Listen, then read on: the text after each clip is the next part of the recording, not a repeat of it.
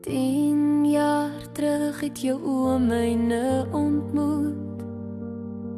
Ek was dadelik verlief, versmoor en selfs te bang om jou te groet. Jou sielblou oë het reg deur my siel gekyk. In my kop het ons as die perfekte prentjie gelyk. Ons het geskree, beklei en trane saamgestort.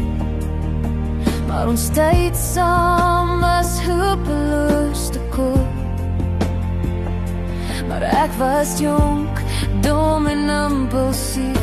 Jy het my gewaarsku en gesê, spyt kom te laat my lief. Ek wens ek kon tyd terugdraai en jou van voor af leer ken. Want maak nie saak hoe hard ek nou probeer nie, dit lyk of ek nooit jou hart gaan terugwen. En ek wens ek kon nou vir jou sê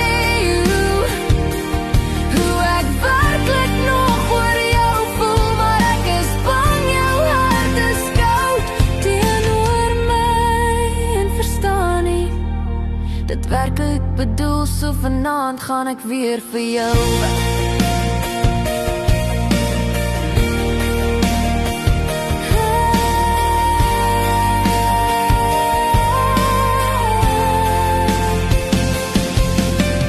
wag in droomland onder ons boom en jou tot môreoggend vertel dat my hart vir altyd in joune sal woon. Ek wens ek kon vir 'n laaste keer vir jou my hart beloof en ek wens